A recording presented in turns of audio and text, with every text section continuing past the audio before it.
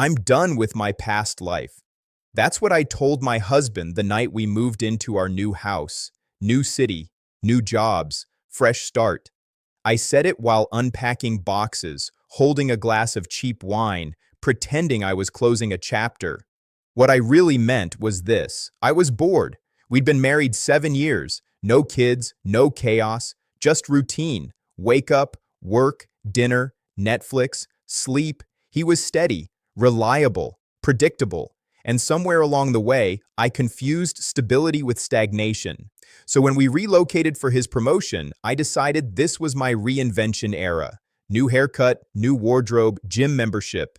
And one impulsive night, after too much scrolling and too much curiosity, I downloaded Tinder. I told myself it was harmless, just to see what's out there, just to feel wanted, just validation. I didn't put my real name. I used slightly older photos. I told myself I'd never actually meet anyone. It was just digital attention. But attention is addictive. Matches poured in, compliments, flirty messages, men telling me I was way too hot to be married. I should have deleted it right then. Instead, I leaned in. I flirted back. Nothing physical, but emotionally, I was already somewhere else. My husband noticed the glow before he noticed the betrayal.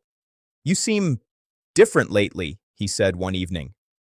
"Good, different, or bad different?" I smiled. He shrugged. "Just distant." I kissed his cheek and brushed it off. New city, adjustment period. He nodded. He trusted me. That's the part that still stings. One Saturday afternoon, he asked to use my phone because his was charging. My stomach dropped. I had forgotten to log out. The app was still there, hidden in a folder, muted notifications, but not deleted. I tried to stay calm as he scrolled. Then I saw it. That micro expression. Confusion first, then recognition, then silence. He didn't explode, didn't shout. He just held up the phone. "What's this?" My brain scrambled. "It's nothing." He stared at me. "It says you're 29 and single." I forced a laugh. "It's a joke profile. I never met anyone." He didn't respond, just kept scrolling, messages, flirty exchanges, a guy asking when I was free to grab drinks. My reply, "Soon." The wink emoji felt like a dagger. "Were you going to meet him?" he asked quietly. "No," I snapped. "It's just talking." "Why?" That question broke my rhythm. Why? Because I was bored? Because I wanted validation? Because I missed being chased? "I don't know," I muttered. He handed the phone back. "I do," he said. That night, he slept on the couch. The next morning, he made coffee like usual. No yelling, no insults, just cold distance. I thought we'd argue, maybe do counseling, maybe rebuild. Instead, 3 days later, I was served divorce papers at work. Humiliation tastes metallic. I drove home shaking. "You filed already?" I demanded. "Yes." "Over an app?" "Over dishonesty." "I didn't even cheat." He looked at me steadily. "You were shopping."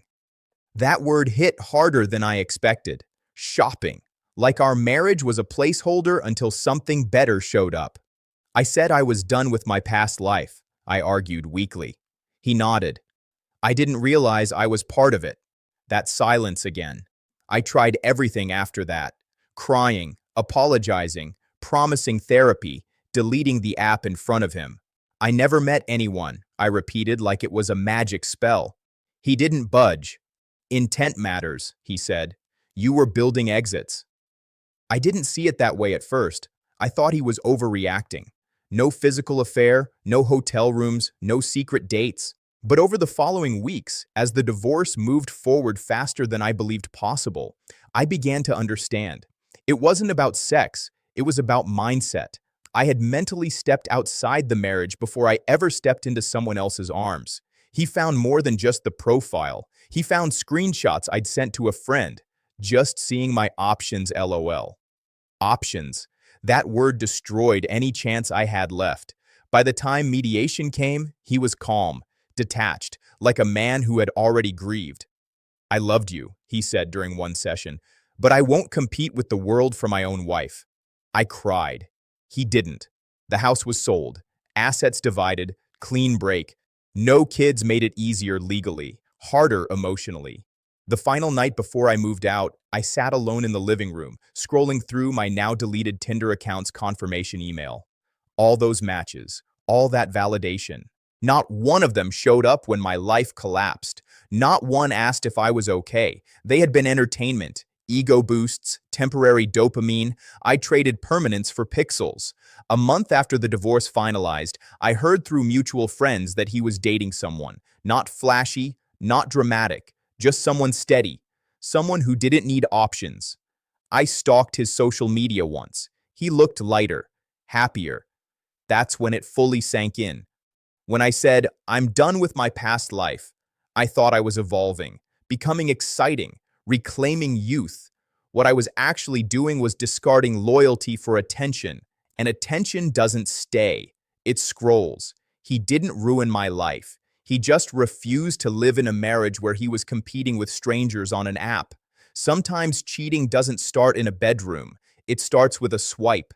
And sometimes the person who walks away isn't dramatic. They're decisive. I said I was done with my past life. He simply made sure he wasn't part of my future.